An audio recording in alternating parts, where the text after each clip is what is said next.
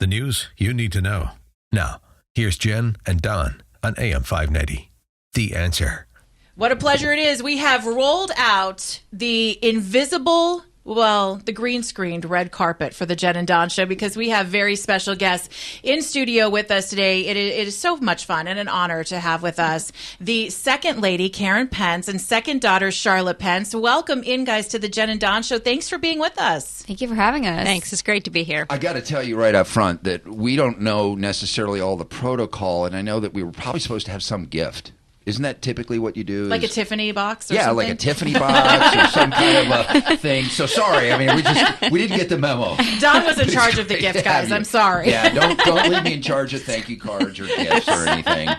Well, you guys are here today because you have a brand new book that's out, Marlon Bundo's A Day in the Life of the Vice President. And this thing is absolutely beautiful. This is a great book for kids. It's illustrated by Karen Pence, and these illustrations are fantastic.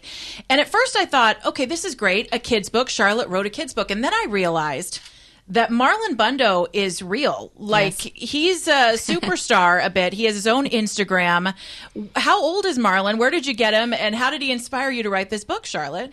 Yeah, so Marlon is a real bunny. I got him in college, actually, for a short film project, and that's where his name comes from. So he's an actor, too? Yes, exactly. He was in a short film. He was very good. He was named after Marlon Brando because I got him off Craigslist, and I asked the owner how much he wanted, and the owner said to make him an offer, and so it became this Godfather joke. Nice. Yes, so that's how he's named, Marlon Bundo, and we think that was 5 years ago, so he's at least 5. That's great. What is the life of a bunny rabbit? I don't even know. This one's pretty spectacular, right? Yeah. But honestly, a bunny in the White House. This is a great idea. Yeah, so where has Marlon been? We know he's been on Air Force One, right? Where Air Force Two. Air Force Two. I'm sorry. Mm-hmm. Where else has he been? So he lives at the Naval Observatory with my parents, which is in the book, obviously. So it has a lot of cool tidbits about the vice presidency. So he follows my dad around. I think he's been to the EEOB, the Eisenhower Executive Office Building, which he also goes to in the book. He has not been to the actual White House or the Oval Office, even though that is in the book. That's fictionalized. We won't tell anybody. Oh my gosh, a book that isn't quite accurate. No, I honestly, the important element for me, I grew up in Baltimore.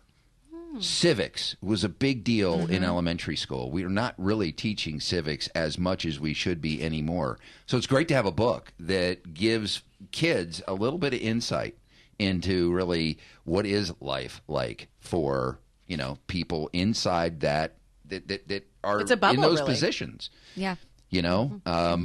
So it's great that there's a resource out there that gives these kids a book that gives these kids an idea, because we really don't teach civics like we should be in our elementary schools anymore. Well, that was kind of the impetus, I think, as Charlotte was thinking, we didn't know a lot of things about the vice presidency until we were thrust into this role. Sure. So she thought, there are a lot of interesting facts. Why don't we put these in a book and make it educational? And she actually in the back put like resources and facts about the vice presidency. So if teachers are using this, librarians, parents, they can actually learn something about the vice presidency. That was one of the neatest parts for me in the book. The story's fantastic. It's beautifully illustrated. I want to talk to you about that in just a moment, Mrs. Pence. But boy, those factoids in the back are so interesting because there's so much that we think we know that we just don't know. So what was the most stunning thing as you guys going in as the second family now?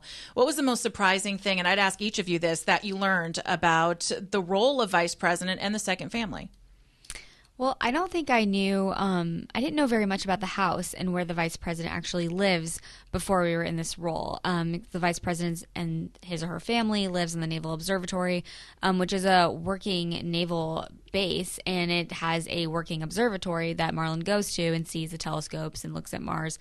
And so I didn't know about that. I didn't know that there are naval enlisted aides that keep up the house, kind of like they're running a ship. It's really cool that we get to work with military and work around military all day. Absolutely. And Ms. Pence, what did you think was most stunning, I guess, or fascinating for you? I think that probably was one of the most surprising things to me as well, because I just didn't know how the House operated. And they actually started this in 1974. It started to become so expensive for Secret Service to protect the vice president in their own home that Congress decided to do this, to make this home the vice president's home. And A more controlled environment. Mondale was the first one who lived there, and every family since. Huh. Yeah.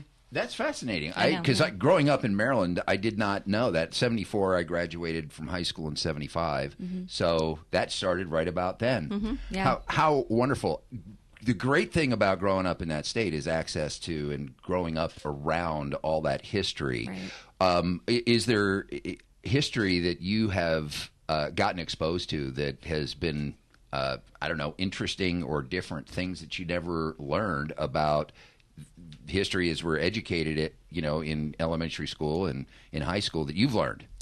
Yeah, I mean, in the book we talk about Marlon goes to the EEOB, the Eisenhower Executive Office Building, where my dad has a ceremonial office, and I think in the resources section we talk about there's a desk there that's been used by past vice presidents and even, I mean, other people like in the Navy and people really high up, that it's all, everyone has signed it in the inside. So that's like a little insider knowledge, I guess, I learned about history that, you work around every day that's been and seen so many different things throughout history. So that's a really cool thing for me.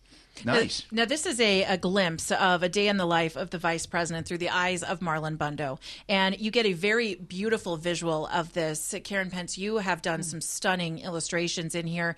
You did this with watercolor, right? Yes. Yep. Now, have you illustrated a book before? Was this your first crack at it? How did this come to be? Now, that's what's kind of fun about it. It's Charlotte's first published book, and it's my first time illustrating a book. But normally I do homes and buildings, and that's kind of my forte. So when Charlotte wanted me to illustrate this book, I had to kind of practice a little bit on doing bunnies. But I've got to tell you, Marlon Bundo is a great model. He will hold still for you. He does. Yeah. He's amazing. He really does. He'll stay right there and let me get a shot. Yeah. I love that. Now, do you guys have future plans here? I mean, could this be a collaboration that could move forward? Is there going to be a series of Marlon Bundo books? Yeah, I mean, we think, Marlon has, he has a lot of adventures still to go on probably. So, we would love to do it. Are there other pets that have pet envy about Marlo that are like, hey, wait a minute, how the bunny's getting too much attention here? What about us? We A cat actually or a do dog? have that problem. We have a Yesterday, Yeah, yesterday we were doing a TV shoot in the living room at the vice president's residence, and Charlotte was holding Marlon, and we were right in front of the piano, and the kitten jumped up on the piano and slowly walked across the back. She photobombed him. Wait a second. What about me? She was Yeah. a little bent out of shape. Does the cat have an agent yet? Is there? No, but she probably needs Okay. one. Pending, yeah. Yeah. Now, of course, Mike Pence, your husband, our vice president, was governor of Indiana. And I'm sure you had lots of experience being first lady of Indiana and having that life of public service. But I would imagine, does having these animals, when you go into something that's you have all of this media attention on you, not all of it is kind. I mean, let's be honest, most of it is not kind. When you go into this life and you're in this bubble and everybody's looking at you, first of all, what's that like for you? And did Marlon Bundo and the kitten and anybody else kind of provide that comfort as you're getting used to it? Because I think people forget that you guys are human beings that are trying to adjust to a life that you're not used to, and it happens overnight. Yeah, I mean, for us, pets, we've always had pets. We've had so many pets throughout my childhood. So I think pets are a sense of home for us. When we moved to D.C., I got to go and live with my parents for the first year of the administration. So, I was there, and we had our 2 cats that have since actually passed away, and then our bunny, Marlon, and then my parents got 2 more pets, a kitten and a puppy, and they were always, animals are kind of a sense of home for us, for sure. Being that this has been a change, as Jennifer was saying, first family of, a state, now second family of the country, how big of an adjustment? You lived in L.A., worked in L.A. Now you're back in. Are you back in L.A.? No, I'm in LA now. Yeah. Now, so after that year, Yeah. what kind of an adjustment is that? I mean, are you? I would imagine it's a bigger adjustment for people around you than for you, even.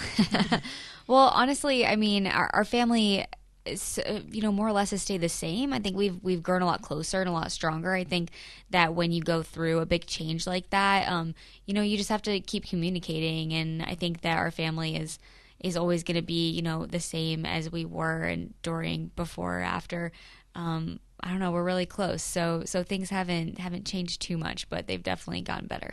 Well, it's a little tricky to, head out for ice cream, Right? The normal the stuff, little right? things. cars with you, Can't swing down to Starbucks and grab a Frappuccino or something. Not without a lot of people knowing. I do Right. I do have to commend you guys, and we talked about this a little bit. I had the opportunity to chat with both of you on the Morning Answer yesterday. But one of the things that I think is so important is bringing families together to read. We have so many devices, we have so much digital entertainment that writing a book like this is so important. Was reading together as a family a big part of your childhood, Charlotte, and also for you, Karen? Was this something that was important for you, bringing the family together to read? Because that was a bonding moment for my mom and for me, definitely as a kid.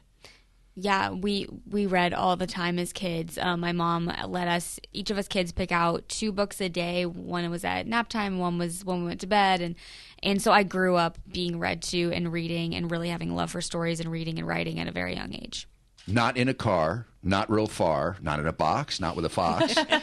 Whoa, that's impressive. I know, Yeah. he's pretty good. How many times have we read that book? He was practicing that over just and for over you. and over again. That was great. But Mrs. Pence, you said you read. This Yes. was, I mean, you had a busy job. You had 3 kids, and you were reading like crazy, right? We read all the time. Actually, Mike read chapter books to them too. He read the Narnia That's series to I love Charlotte. that. Wow, that's nice. And I taught in the classroom, and that was one of my favorite times of the day. Was right after lunch, we would read a chapter of a book to the kids, to the whole class. And I just think there's something about reading. It's like you have such a great opportunity to go on an adventure, and it might just take 15 minutes, 20 minutes, but then the family together, or the caregiver and child, they have an opportunity to kind of go on an adventure together. While your mind is quiet. And this adventure that you've written about, guys, in this book, Marlon Bundo's A Day in the Life of the Vice President, is available now. We want you to get it because it is truly fantastic. It's beautiful to look at. If you've got a child, a grandchild, donate the book. That can be great too. Donate it to a library. Marlon Bundo's A Day in the Life of the Vice President, available now wherever you buy books, Amazon, Barnes & Noble. Find it today. You will not be disappointed. It's great text. It's a great, exciting, adventurous story, and the illustrations are absolutely beautiful. Guys, come back anytime. We would love to see you. Charlotte Pence, Karen Pence, thank you so much for being with us. Thank you, you. Thank you, Jennifer. guys. More up ahead. It is the Jen and Don Show on AM 590, The Answer.